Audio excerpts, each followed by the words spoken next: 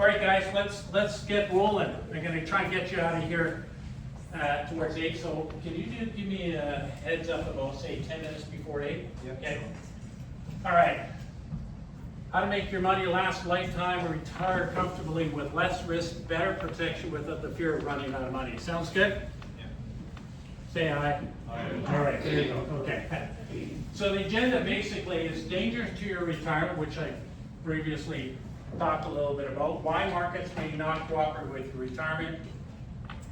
How to make your money last a lifetime. Learn what asset classes should be included in your investment portfolio. And of course, cookie cutter approach. So how many people have mutual funds? Okay, there's nothing wrong with mutual funds, but I'm gonna suggest you're not 25 years old anymore, right? Anybody 25? You're not 25, are you? 22. 22? Okay. Okay, but you came with your parents, okay, so you're. Willingly, okay. But the vast majority of people will talk about mutual funds. Mutual funds, fantastic for banks, everything else, because they need to make fees. But want to get away from that. And investment classes that are not correlated to the stock or bond market. Next steps and what can you do now, okay? So where are you now?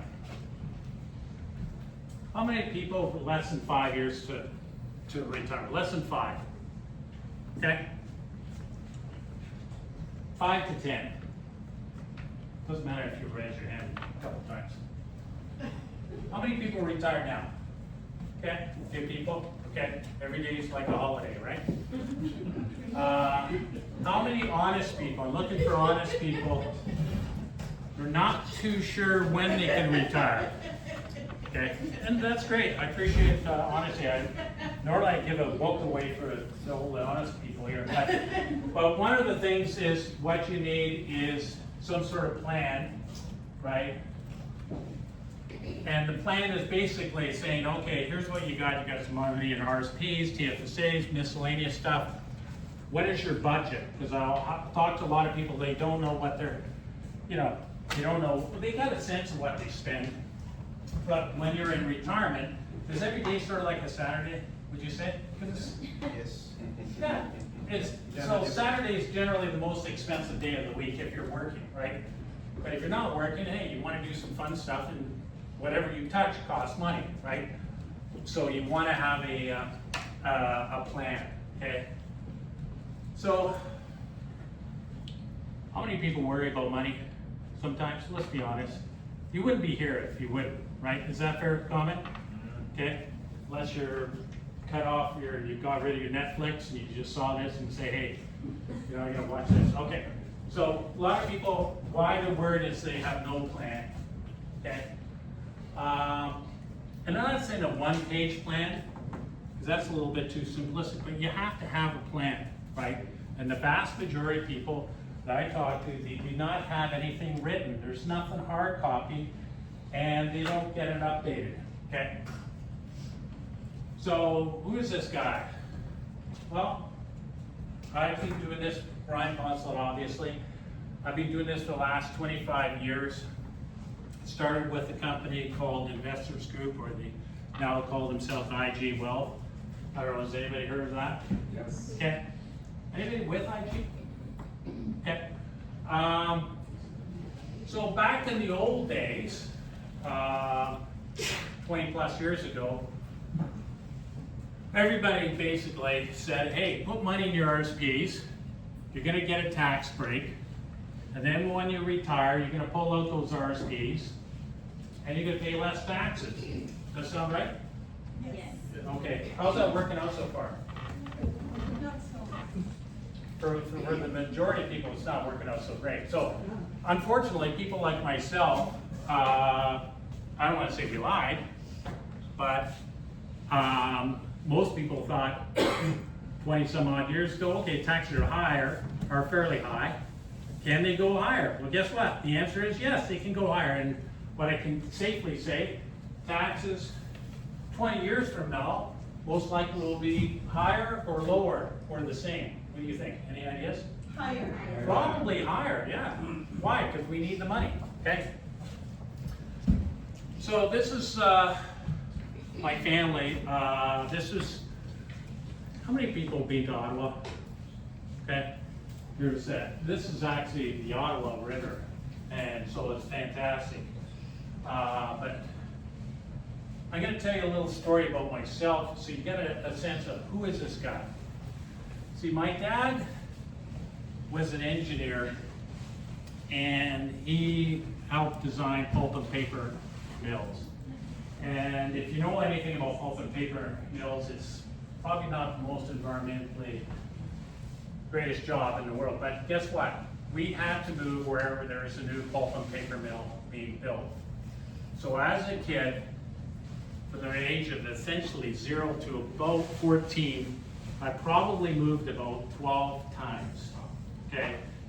Now, I don't know, has anybody moved around a lot when they were a kid? Yeah? Was that lots of fun? It was an enriching experience, but I don't have any childhood friends. Yeah. So, I mean, generally when you move around a lot, you go to different schools. See, I went to my dad would try and work it out so that we, when he get transferred, we'd move in the summertime and start in a new school, new neighborhood and everything, and that was tough. So, we've been doing this for quite a number of years. My dad said, gathered us around the kitchen table, and if you're married or the family, generally most of the heavy decisions are made around the kitchen table. Is that fair to say? Big discussions around the kitchen table.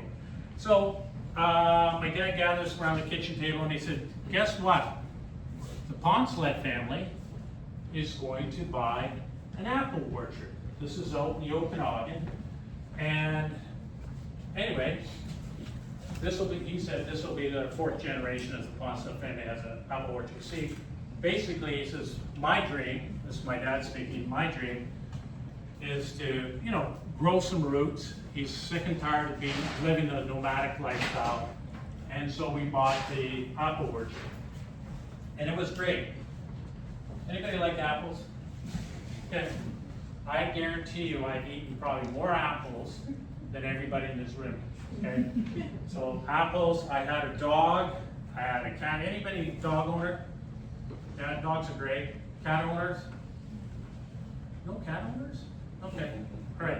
Anyway, I was lucky I had a dog. It was a mix between a collie and a German Shepherd, and it was fantastic. So basically I got to run around, we're on 40 acres, eat lots of apples, and trick-or-treating was kind of tough because there's only so many houses you could hit up. But anyway, the bottom line, it was fantastic. We stayed in that apple orchard for 3 years, but here's the problem.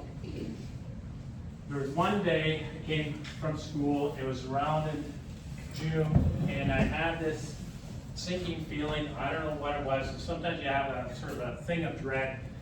And sure enough, I was walking up with my sister up the long driveway, and our 1970s style house, which didn't really have a closed garage. There was an open garage. There was all these moving boxes. You see, my dad had a plan, or he didn't have a plan, sorry. My dad had a dream, but he did not have a financial what? Plan, exactly. So, see, everybody's got dreams, and it doesn't mean that having a financial plan is going to answer everything, but it gives you a roadmap. I mean, generally, most people, if you've gone down to, say, Europe or down in Florida or wherever you go, most people will spend a fair bit of time to figure, okay, I'm going to check this place out, stay at this hotel, this Airbnb, and we spend a lot of time, right? Is that fair to say? Because we only got a couple weeks. We'll make sure that time is valuable. So the problem is that most people don't have a plan. You see, my dad didn't have a plan, and that's tough because as a kid, it's like, okay, you don't know what school you're going to, and I just didn't want to live that kind of life, the nomadic life. So unfortunately, my dad had to go back to work. He was back to the nomadic life as an engineer, And needless to say, he was not a happy camper, but he didn't really properly plan. So if all you got out of this, and write this down on your little notepad right there, right here. You need a financial plan. Okay, that's all you took from this. Okay, and there's some people I talk to where they're like, hey, I've got a financial advisor, I'm working on a plan. Great, get it done, right? We need a financial plan, right? Okay, so who's this seminar for? It's for beginners. Some people have had experience. Anybody incorporated? Okay, if you're incorporated, you want to connect with me. It's a whole separate topic. Depends on the corporation we bring in an account, but I can almost guarantee with your corporation, you're almost leaving money on the table. Anybody who's got rental properties? Okay. Chances are you got a lot of unrealized capital gains. Is that a fair comment? Hopefully. Okay. Real estate guys who bought their real estate, there's a lot of capital gains, so that's another thing we talk about. Okay. So this is for you if you don't have a comprehensive financial plan, which I'm going to suggest the vast majority of you don't have a financial plan. Looking for professional guidance on how to navigate market fluctuations, and you're not too sure about your asset allocation in your portfolio, which I'm going to dig into deeper. So a lot of times, I'll talk to people and I'll say, how often do you connect?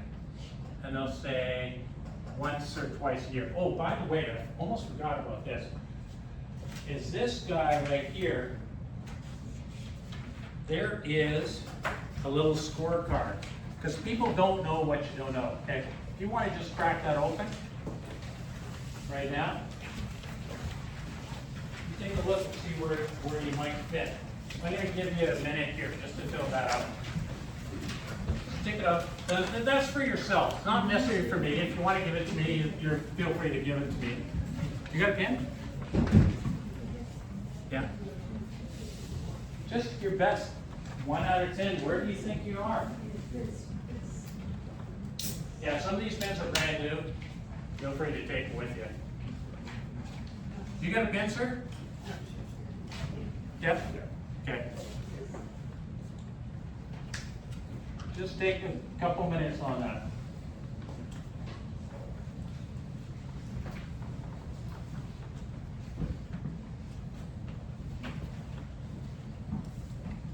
This is not for me, it's for you.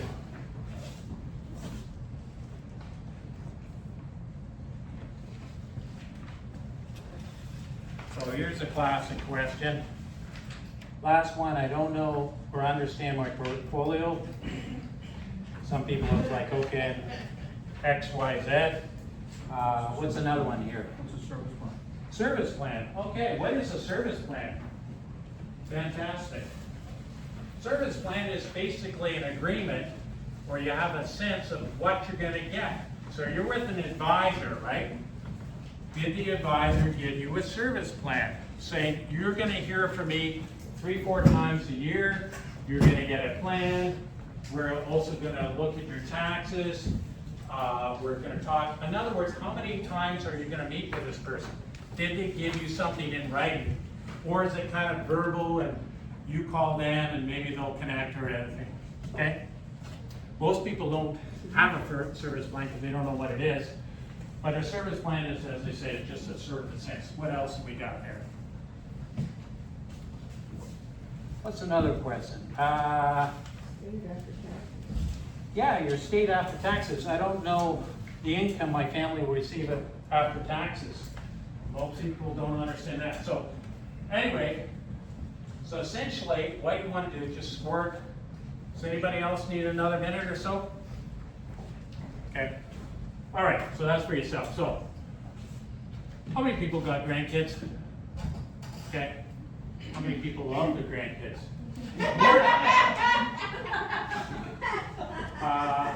Generally, most people love their grandkids versus their kids. Okay, is that fair to say? Because the grandkids are great, you can spoil them.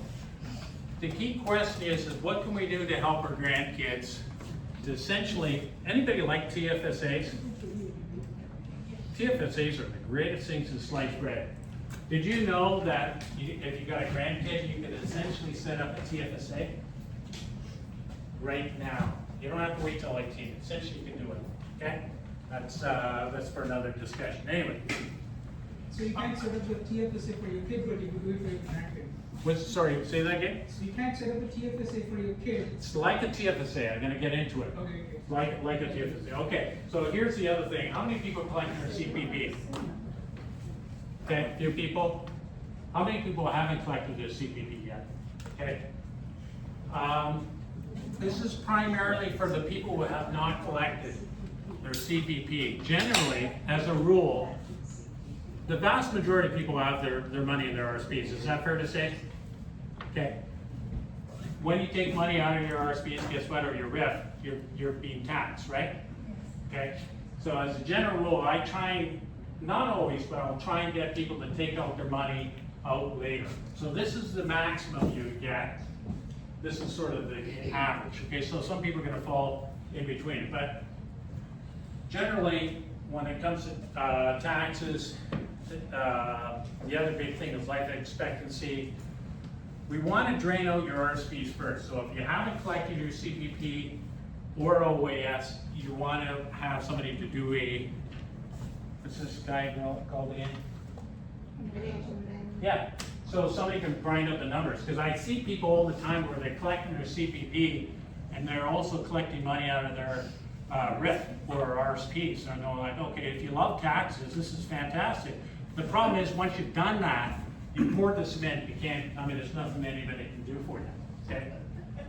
So, OAS, anybody collecting their, yeah? I didn't understand, like, what was your recommendation on that, or what's the trade-off that you're Oh, advocating? well, basically, it's a great question. Okay, so if I understand what you're saying, Because you kind of teased the problem, but you didn't yeah, tell us. yeah. So for example, let's say you got a lot of money in your RSPs, right? It's a big problem, right? I'll just stereotype think of it. Have you collected your CPP yet? Okay. You need to get the money out of your RSPs while the going is good. You're going to pay taxes. If you start collecting your CPP, guess what? You're adding income.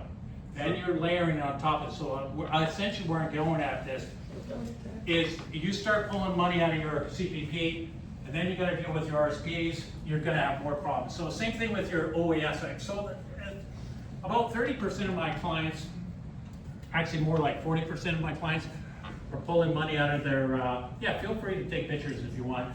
Okay. Well, 40% of my clients are taking money out of their RIF. And, you know, again, people have a ton of money in their RIF or RSPs, and it's a big problem, okay?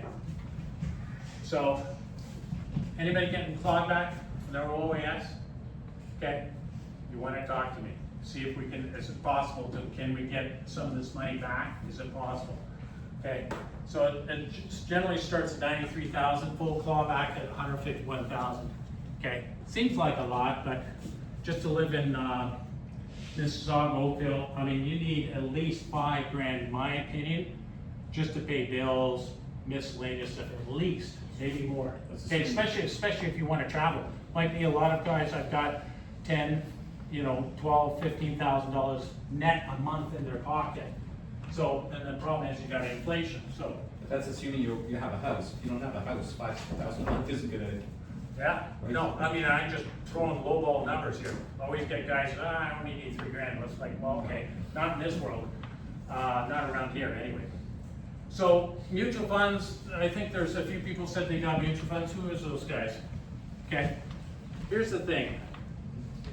Fees, do you like paying fees? Nobody likes paying. A lot of times people don't understand is that they're paying a lot more fees than they have to. It's not tax deductible, and again, it's sort of more hidden. What you want is what I call separately managed accounts, where the fees are a lot lower. It depends on how it's structured. It potentially could be tax deductible. You know exactly what you're paying for. It's all spelled out there, and each portfolio is tailored to the client. So it's the cookie cutter approach let's say I got a Fidelity or a McKinsey or a Royal Bank or whatever, it's the same as a 20-year-old as it is for a 70-year-old, okay? Anybody recognize this guy? Yeah. You can have results or excuses, but not both, okay? So I always tell people why change, because most people don't like change. I say, well, obviously you want to get some better returns, but I'm going to suggest most people are doing well right now. You look at your portfolio, you're pretty happy, right? Fair to say? But at some point this market's going to come down. When? I have no idea, but it will come down, okay? Here's the other big thing. I was going to suggest, how many people over, say, 60? Over 60? Over 60, okay. Would you say that waiting 10 years is, most people don't have 10 years to screw around and wait for market to come back up if it goes down? When you're younger, it's no big deal, right? Hey, take advantage of it. Once you're over 60, and especially if you're retired, et cetera, we can't afford this, okay? So this is what I call, you said you recognize this,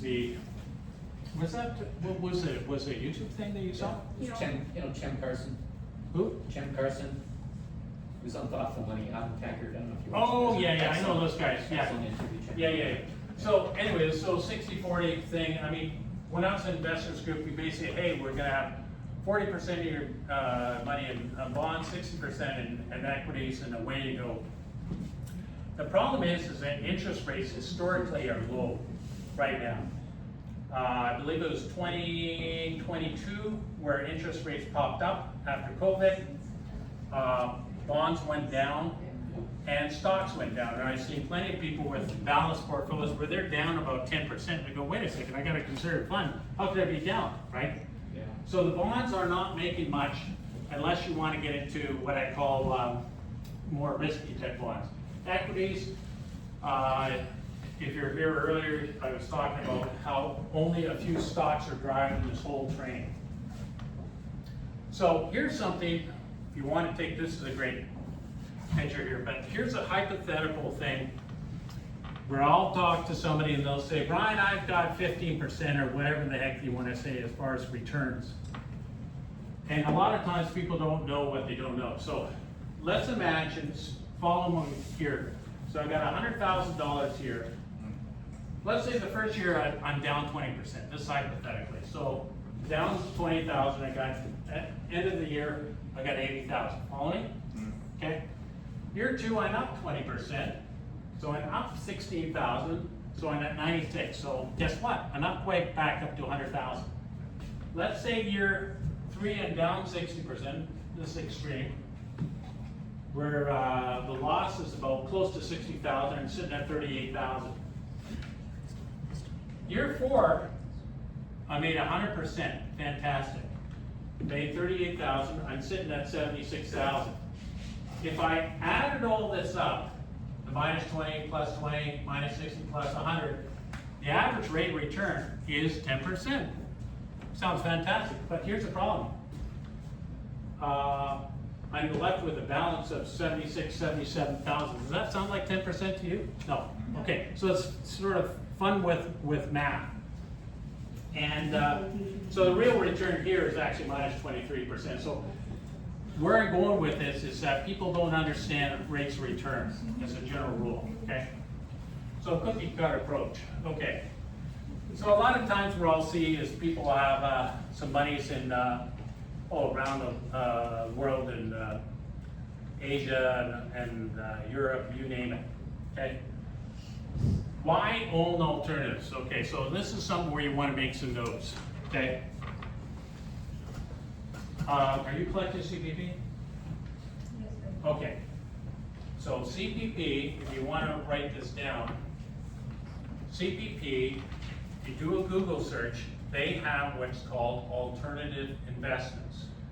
Now, what a lot of people don't realize is that Canada Pension Plan is actually one of the best pension plans on the planet, believe it or not. I think the one in New Zealand might be a little better, but it's actually one of the best. Now, they basically have some monies in the stock market, but the problem is the stock market goes up, goes down, and money is always constantly pulled from the CPP stuff, right? So they there's a gentleman who was managing a portfolio at Yale University back in 1985. And if you want want some information on that, just write a little note on that survey and say, hey, send me this stuff on alternative with Yale University. But essentially, these pension type guys, they say, listen, the market could go up, could go down. We need something that's fairly solid. So we need things that are not correlated to the stock market. So for example, the 407 is actually owned by a pension plan, okay? Storage units. Anybody, how many people live in Oakville here? Oakville, Mississauga? Everybody, right? How many storage units do you see when you drive around? They're everywhere, yeah. And storage units, you know what the great thing is? If I don't pay my rent on my storage unit, what happens? They throw your things out? Yeah, but if let's say I got a rental property and a guy just says, I'm not paying you anymore, what happens? Right now, it's very difficult to get rid of it. Exactly, right. Squatters' rights. What's that? Squatters' rights. Yeah, that's right, but you don't have that with it. Anyway, the bottom line, storage units, if you know anything about storage units, it's a license to print money. They can whack the money. I had a client of mine, he said, Brian, and unfortunately went through a divorce, so he put all his stuff in storage. And about a year and change later, he said, Brian, if I knew how long this stuff would be in a storage unit, I should have just gave it away, because I basically could have bought the brand new stuff. So storage units, miscellaneous stuff. So this is where, if you want to take a picture, feel free to take a picture. But the 60-40 thing, 20-year returns, we're talking about 6%. Okay.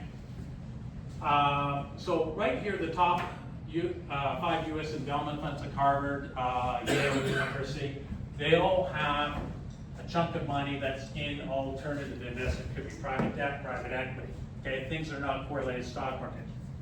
So down in the States, some of the alternatives that I own, my clients own, there'd be some multifamily real estate. So it could be like a 100-unit thing down in Texas, California. It could be all over the place, right? Can I just ask, how do you do that though? Like Yeah. with public instruments or? Yeah, no, actually, this is a great question. That's a fantastic question. Thank you for asking. How do you do this, right? Well, 100-unit apartment building, chances are people don't have like $25 million US to buy that, correct? Is that fair to say? Okay, anybody got that kind of cash? Probably not, right? So basically, you remember how I trashed mutual funds, right? I said, mutual funds are terrible. Okay. Now I'm kind of reversing myself. Thank you for that question. Basically, what it is what the company I work with is they will have, say, monies in a multifamily real estate thing that they'll handle like $10, $20 billion worth of real estate. And in order to get a slice of that, you got to give them about $5 million US. So own a bit of that, storage units. Actually, one of the things, how many people have heard of Brookfield? Okay, everybody, right? So Brookfield has utilities, pipelines, you name it, okay? There's, and you can do a Google search, but, and it's not listed here, but Brookfield, they actually have about 5% of Brookfield in there. And it's a Brookfield Supercorp is what the fund is called. You only need $5 million to get in there. Well, most people don't have $5 million. And by the way, it's not liquid. See, that's the other thing is if you do private debt or private equity, if I want my money out, if I stick some money in, I can't pull it out. So the way this is designed is every 30 days, if you want to buy more, you can buy more. If you want to liquidate, you can liquidate. Because what they'll do is they'll have about 15% of the portfolio sitting in cash for redemptions. But if you're trying to get into multi-family real estate and say, you know, okay, I gave you $5 million US, I want my money out, that's not going to happen. Once you give them that money, it's there for years, okay? So this happens to be one of the what do we call it, multi-unit residential stuff. So you're talking $100,000, 2017, 2025, 20, I haven't updated 2026, but we're looking at about 10%. Okay, it's not gonna get you rich. If somebody's in Microsoft or whatever, it's like, okay, well, this looks terrible, but if you can look at this, it's a fairly smooth ride. See what I'm saying? Okay, and that's what's in there. So how do you, like, you would pool your clients' funds and put some portion in? Yeah, So that's exactly. to get your Yeah, 500. exactly. Okay. So another fantastic question. Thank you for the question. So question was, hey, do we pool some of the clients' monies? Yeah, it might be, say, 10, 15%, sometimes as high as 30%. We might have some alternative investments because people say, listen, I want something that's, getting to be reasonable returns. I don't like to take a lot of risk. And there's another thing that is one of the units there. So the other big thing is,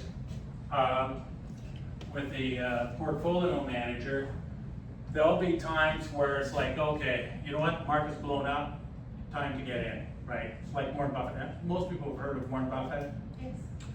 He's got right now, I think it's about 30% of his portfolio in cash. And the other thing is markets are doing great. Just talked to a gentleman that I mentioned earlier with Nesbitt Burns. He said, Brian, I'm kicking butt. Well, okay, he's doing well now, but how long is this party gonna last? Like the real estate, is the party gonna last? We don't know. So with a portfolio manager, basically, sometimes we have to trim off some money at the top. We don't know exactly what it is. We don't know exactly here, but there'll be times when the market is beaten down. That's when you wanna buy. When everybody's buying and the market's on a tear, you might say, okay, you know what? Time to be in a little bit in cash or something conservative. Okay, so take a picture of this you want. This is classic. You can put this right beside the family photo and just, put this in the frame. Doesn't get any funnier than this. Anyway, 1929, most people have heard of that, right? Market was down almost 90%, 36 months to hit the bottom. Like a lot of people think, oh, 1929, the market, it just blew up. It actually went to about 1932, 33 before it hit the bottom, okay? 23 years later to recover, so 1954. How many people got 23 years to wait? No? Okay. All right, 1973. Has anybody been around in 73? Except for you? Yeah? Okay. 1973 is an interesting thing because there was a war going on with Israel and a bunch of other countries. Saudi Arabia didn't quite like the way things are going, and they said, hey, guess what? We're gonna cut off your oil, right? And that's what they did. And the US went into a severe recession. The market actually went down about 50%, 2 years to hit the bottom, 10 years to recover. That's brutal, okay? They say that history doesn't repeat itself, but it does kind of rhyme, okay? Does that sound familiar with what we might be going through right now? I don't know. Anybody? This is worse though, it will be worse. Probably worse. My opinion, I agree with you 100%. 1987, 35%. It's down about 1 year, 2 years to recover, popped back up. 2000, down 24 months, 16 years to recover. COVID, 2008, 54%, 60 months, 5 years to recover. That was pretty painful. During COVID, down almost 40%. It was down only a month, but why was it down only like about a year to recover? For some people, they hardly even noticed it. It's because the government piled in tons and tons and tons and tons and tons of money. Lots of debt piled up during COVID. So if I look at the average size of crash, 57%, 17 months as an average, and about 10 years to recover. Now I know you can't see it. If you want, feel free to take a picture. But this is 2000 right here. Okay, remember that .com craze I was telling you about? This is 1929. So if I look at 1929, this was worse. Right now we're right here. We're at, actually it's gone up even higher than that. So we're actually almost at the second highest, the stock market, and this goes back to, how's this, 1875, is that a long thing? So where I'm going with this is that this market is sky high. The largest amount of debt, right? We've never had this kind of debt. You've got a hot war going on, in my opinion, no end in sight. When's it gonna crack? Nobody knows. Again, for people who were here earlier, if somebody said to me, Brian, there's gonna be a war in the Middle East, I would have said, oh, okay, the market's probably down. Well, guess what? It was actually up. So, market does strange things. So, what makes us different? Each portfolio is unique, tailored to your goals and income, comprehensive plan, updated at least once a year. Fiduciary trust, here's something, and most people don't realize, you want to deal with, let's imagine you want, what's the highest Lotto Max has ever gone up to? Anybody? 70 million. 70 million, okay. So, I'm assuming you didn't win 70 million, otherwise you probably wouldn't be here, right? I didn't win. No. So, but if you won $70 million, you've got an advisor, right? I assume, right? You've got an advisor, right? Yourself. Money is in the In the bank, okay. Anybody's got an advisor. Hands up, okay. Would you, let's imagine you won $70 million. Would you write a check to the advisor and say, here you go. You've done a great job. Here's $70 million. Chances are no. You'll say, hey, that's a crap load of money. But here's the thing. Newsflash, you probably won't win $70 million. I hate to tell you that. But the person that you want to deal with, and write this down, this is another what I call a takeaway. You want to deal with a chartered financial analyst. Okay. Why a chartered financial analyst? See, I'm a certified financial planner. I do plans, but I work with a CFA. So when you get prescriptions, do you go to the nurse or do you usually go to the doctor? Doctor, right? Okay, so right now, I'm gonna suggest with, and nurses can be male or female, so this is not, I don't wanna be canceled or anything here, but, right now, most of the financial planning is done by what I call nurses or even less, interns or whatever. You want to have the money that's handled by somebody who's got what's called a fiduciary trust or legal, basically somebody who's licensed with the Ontario Securities Commission. They actually, and that's part of the reason why we connect with everybody once, twice, 3 times a year with the portfolio manager, because that's what the Ontario Securities Commission demands. They want to see notes, they want to see all this stuff. So it's a higher level of care.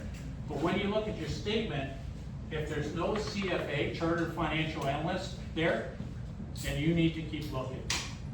Okay, so you wouldn't hand over 70 million, right? Because you'd say, hey, that's a lot of money. But I'm going to say, whatever you got, that's a lot of money. Because you worked probably 30 years, 40 years for that. Okay, yes? So usually, and you also asked us, do we have a financial planner? Yeah. A financial planner is different than a financial analyst. So, They're two different people. yeah, they're two different people. Great question. Yeah, so I'm a certified financial planner. I'm the guy who does those plans. But the chartered financial analyst, all he does, or she does, all day long is review your portfolio. Okay, this certain stock is the right time to buy. Stock's being beaten up, boom, buys it. Doesn't have to talk to you. It's what's called a discretionary account, so they just act, okay? If they think the stock is overpriced or it's time to sell, they sell it, okay? With somebody at the bank, they won't do any of that stuff. And by the way, you remember filling out those risk tolerance questionnaires? Okay? Honestly, the risk tolerance questionnaire, more often than not, is more for by the regulators. In other words, if you fill that out, something blows up, hey, you kind of signed your life away on that risk tolerance questionnaire. I mean, it's kind of more helping the banks, because hey, can you handle a 30% drop? Yeah, I can handle it. You don't know until you hit it, right? Then it's like, whoa, I can't handle this. That's too late. All right. importance of retirement planning, you want to optimize your income splitting. I see a lot of times where couples are not properly splitting their money. Effective RSP meltdown, I get into that very heavily. I'm a big fan of trying to say, we need to get rid of your RSPs as fast as we can, okay? It's only gonna get worse. So, Excuse me, can you get back to slide? yeah, sure. Yeah. Okay, Thank you. all right, so why ask better performance? Okay, well, one of the questions I always get is, Brian, who owns the securities?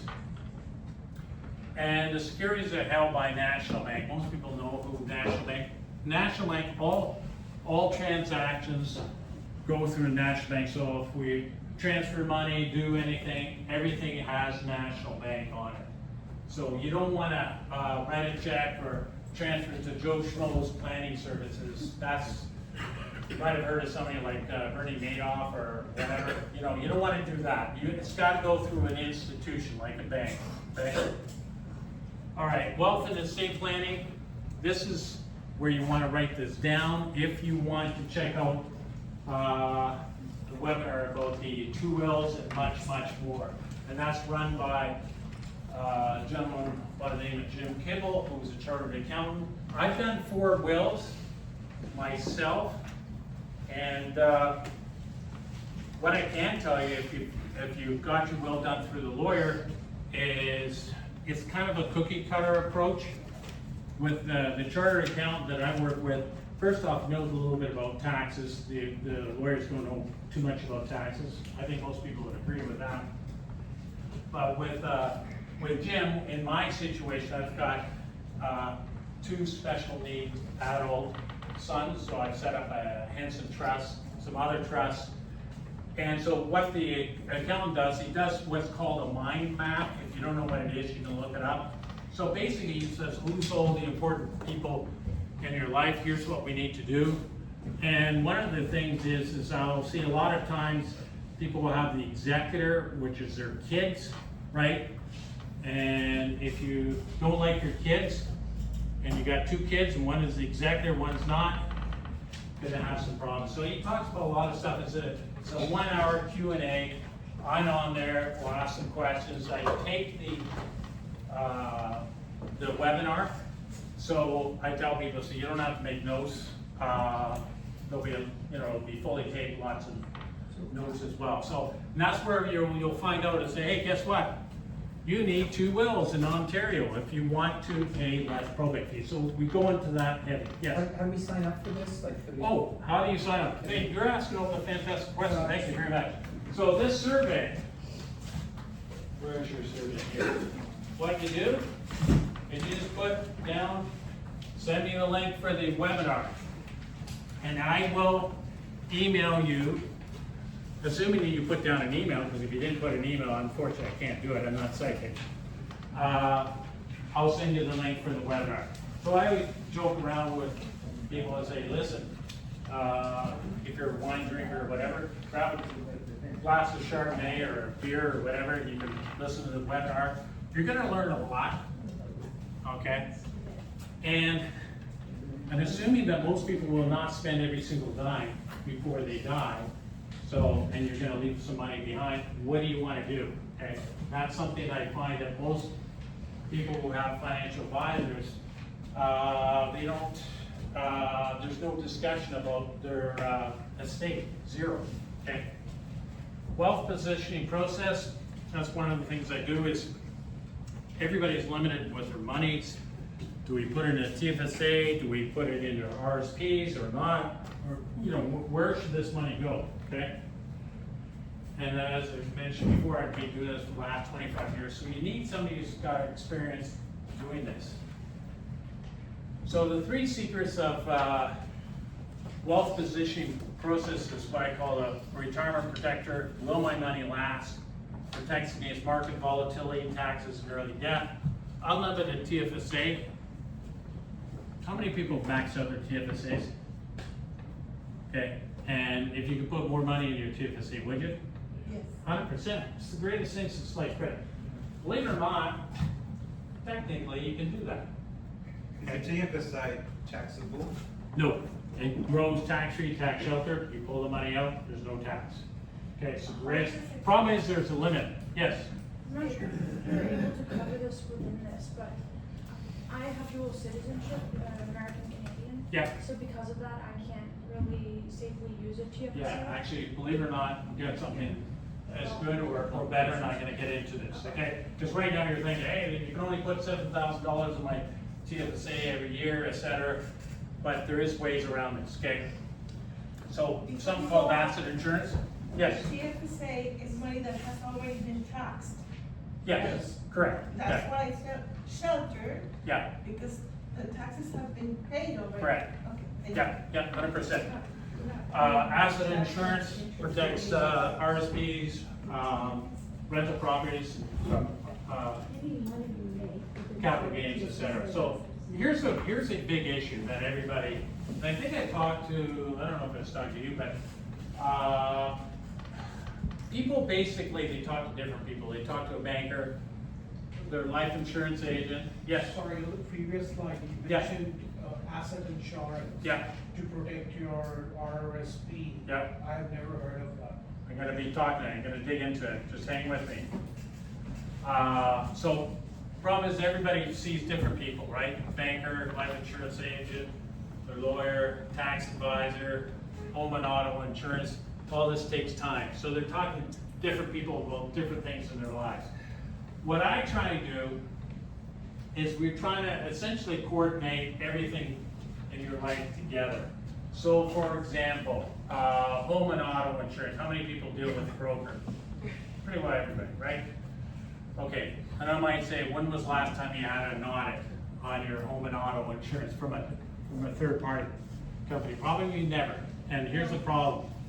You don't know if you're covered until you make a claim. So one of the things I do is I've got a gentleman who will do an audit and say, are you covered or not, right?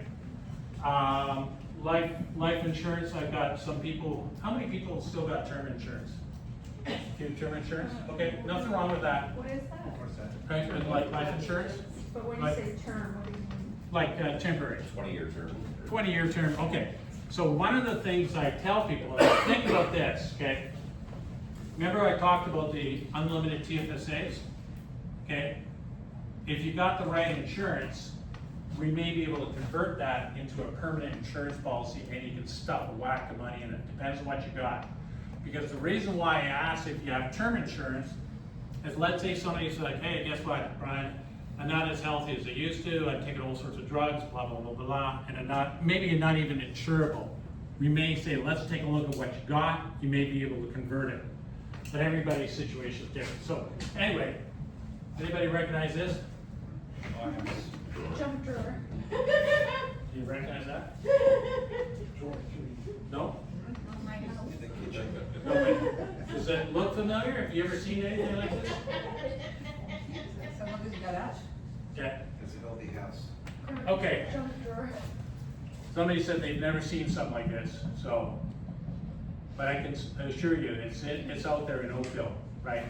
It's a junk drawer. No, what is this junk drawer? Well, you've got some insurance with London Life. You got an RSP with Sun Life. You've got this, you got that. It's like everything is all over the place, right? I see it all the time. How many people got multiple bank accounts? Okay. My question is why? Are you incorporated? You mean you have multiple banks? Yeah, multiple banks.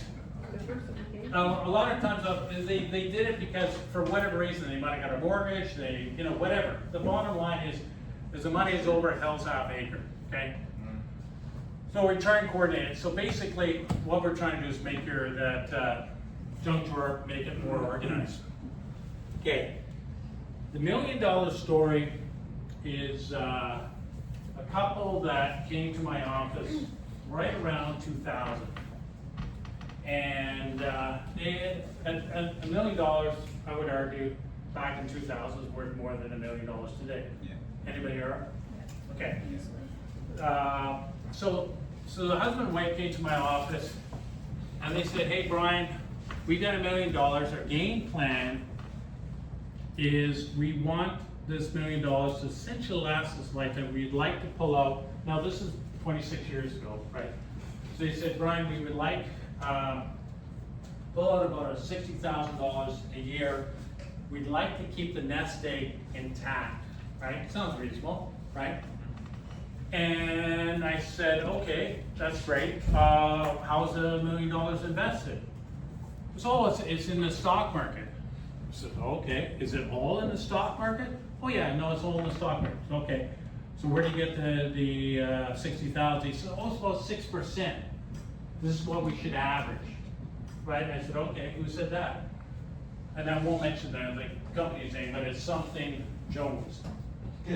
Okay, and they said 6%. And I said, yeah, that sounds about right, because there will be some years you do well and some years not. So, but 6%. But if it's all in the stock market, you know, I've been around the block a little bit. At that point, markets could go down, especially when you're in retirement. You don't have the time to think. And at that time, they were about 55. So about 3 years later, they came back to my office. She was crying, and what do you think that $1 million portfolio was worth? 680. Little under $500,000, believe it or not. Okay. And they said, Brian, what do we do? I said, well, you can't take $60,000 out of this less than $500,000 portfolio. You're gonna have to take less, or somebody's gonna have to go back to work or something or whatever. And you know, most people don't want to do that. I mean, once you're retired, right? And you don't want to economize, right? You don't want to lower your standard of living to make this money last. So here's something very interesting. Take a picture of this. Because believe it or not, this is the S&P 500 from 1998 to 2019. Okay.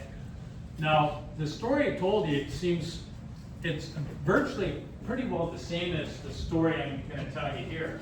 So this is a fictitious couple, but the returns are actually identical. Okay. So in January of 1998, I don't know if you can see this. In January 1998. Oh yeah, Washington's downstairs. Unfortunately, going to have to do a little bit of a hike there. It's 10 to 8 as well. What's that? It's 10 to 8. About 10 to 8? Okay, good.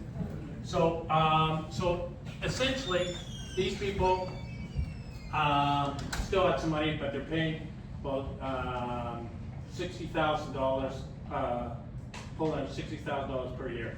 These people started in August, so the market went up a bit, went down, and by 2013, they were out of money. Okay. Now, here's the problem with this. Okay. There's something called inflation. So if I actually had to adjust this every year, these people would actually run out of money there. This number would probably be less.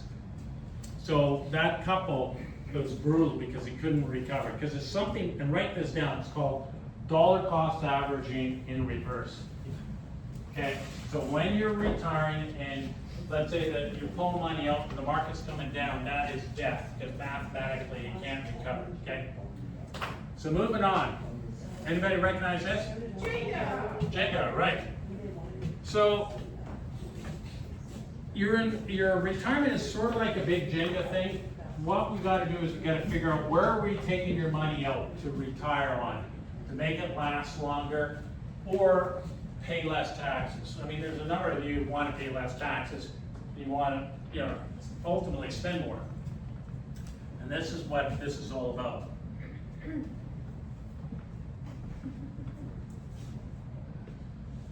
Well, pull the block from the bottom. Okay. So there's two types of wealth. Statement wealth, that investments that fluctuate with the market. Contractual wealth, that's pensions, annuities, guarantees. And that's where one of the reasons why I tell people collect your CPP or OAS later. There's also things called annuities.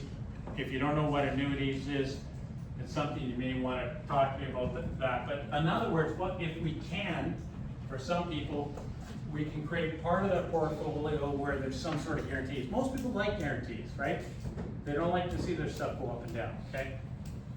You want to have a balance of this. So the other one is, okay, retirement protected when money lasts, unlimited TFSA, asset insurance. What is this? It's life insurance.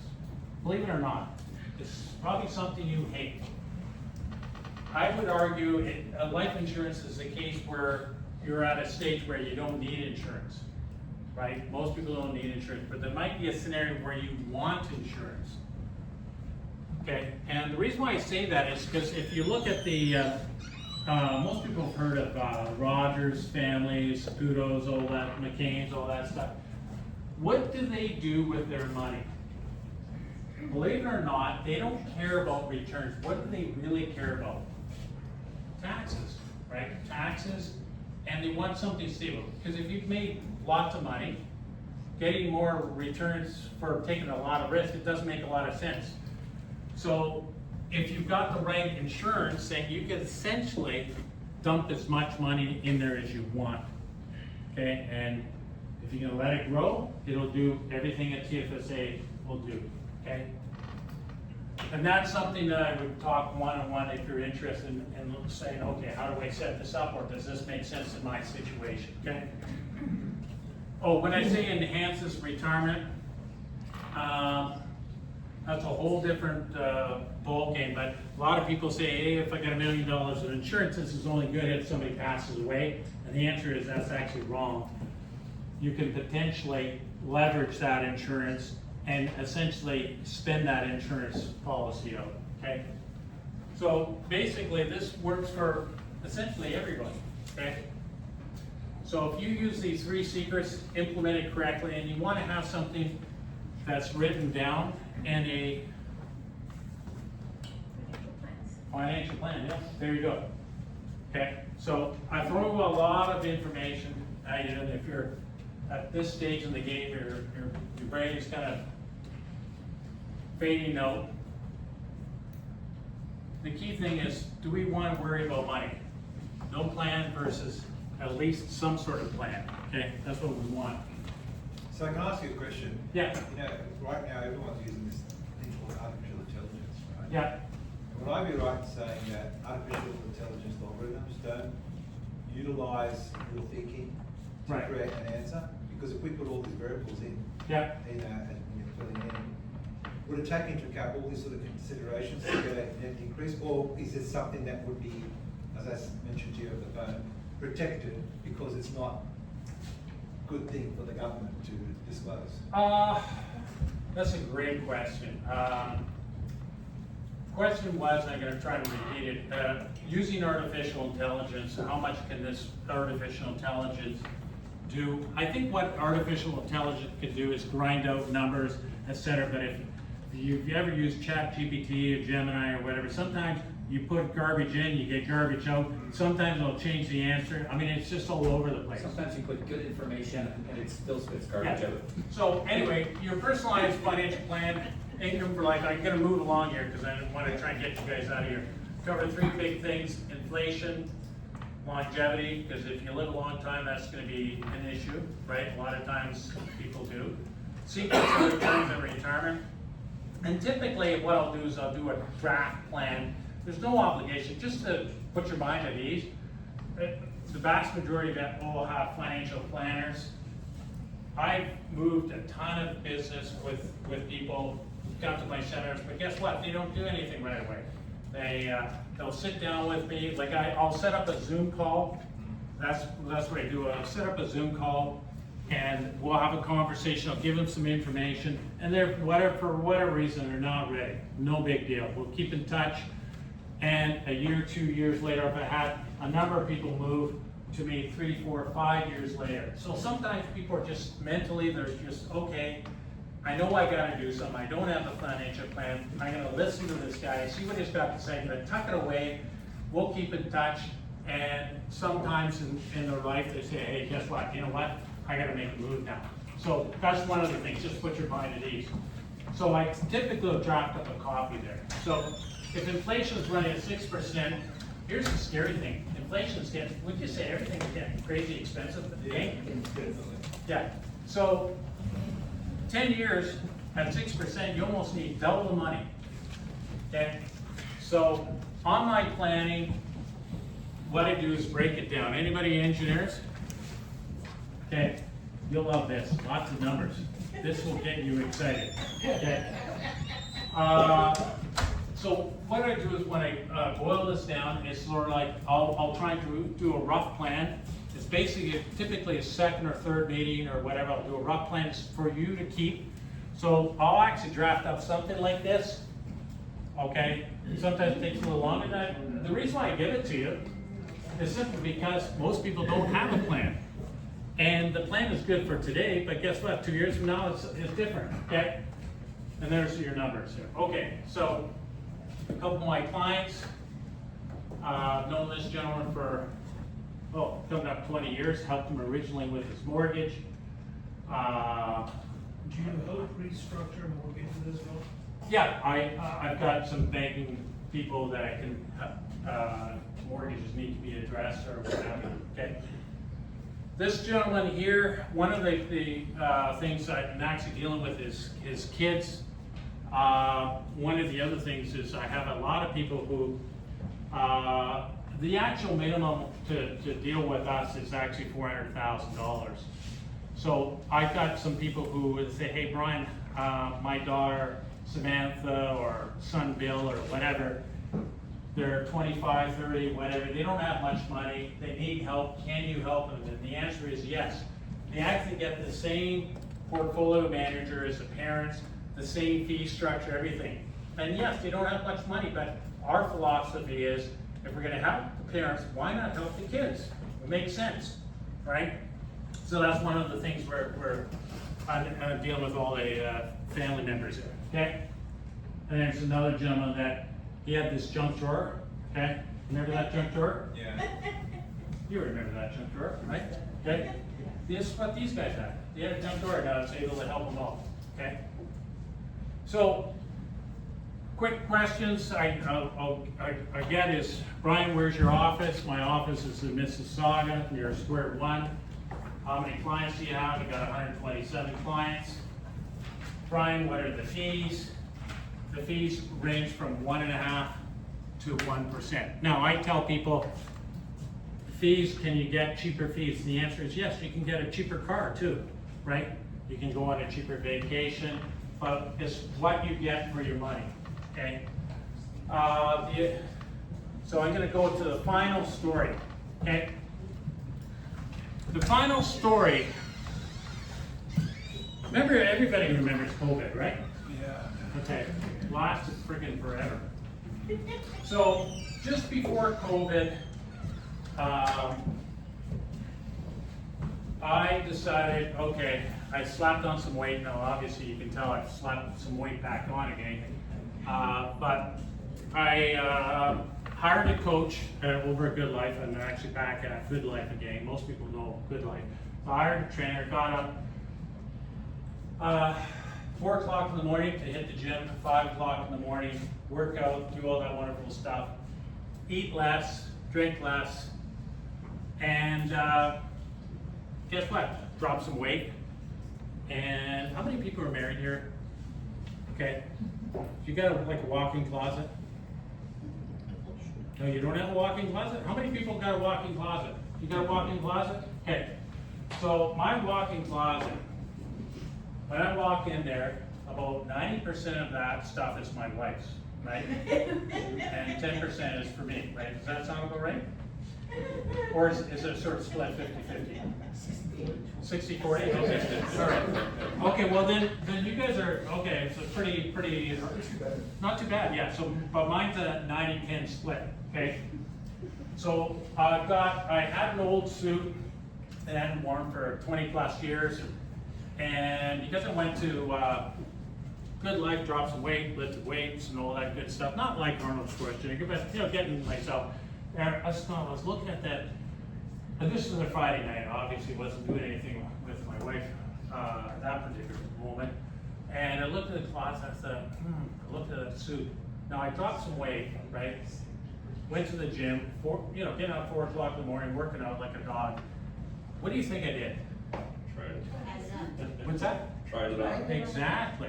Okay. And guess what? It fit. Now the suit was out of style, right? It a whole bunch of buttons near the top, something like, I don't know, maybe what John Travolta might have worn or something, but the bottom line is, I fit in the suit. Now, are you married? Okay. What did I do next? Show your wife. Exactly, see, how long have you been married for? 25 years. Okay, so you know your wife, right? So, anyway, most guys don't get that actually sometimes. So anyway, so I put on the suit, and my wife was downstairs at the top of the stairs. My wife, I think she was reading, I don't know, I think it's Nora Roberts or something. Anybody heard of her? Oh, yeah. Okay, so anyway, so reading Nora Roberts or something like that on the couch, and most women, they can sense the atmosphere, right? They sort of have a sixth sense. No, most guys don't get it, but most women, they can. So I was at the top of the stairs, she could not see me, but she was reading her book, and then she sort of stopped, right? And looked around and looked up, and she could not see me, and she looked up and said, okay, if you go anywhere with that suit, I don't know you. Okay. Now, why am I telling you this story? Okay. Most of you, we've established, have financial advisors. Probably 5, 10, 15, maybe even 20 years. That financial advisor, he, she did a great job during those times, right? But I'm going to suggest you're now older, right? Is that fair? You're older now than you used to be. So that suit or that financial advisor was good at the time, but you're at a point in your life where things need to be looked at or change or a second opinion. Because sometimes I'll tell people, I say, hey, guess what? You know what? You got a financial plan. My portfolio guy said, hey, you got a fantastic portfolio. All is well. Hey, you're doing good. Sometimes you might say, listen, you might want to do this or whatever. And again, a lot of times people will connect with me, not necessarily right away, but sometimes later. So what I'm going to suggest is if you look at the survey, and if there's some times that make sense, mark it down. If you're going away to Greece or wherever, and the time is not right, just say, okay, in July or whatever, and we'll loop around there. If you don't want to connect, no big deal, just leave it blank. If you want the that link to that webinar, then you just write down, hey, Brian, I want that link to the webinar, I'll email that. That's why I say, hey, it's probably a good idea to have an email, because I'm not going to get it to you over the phone. Okay, so that's it, guys. Thank you very much. Thank you. So,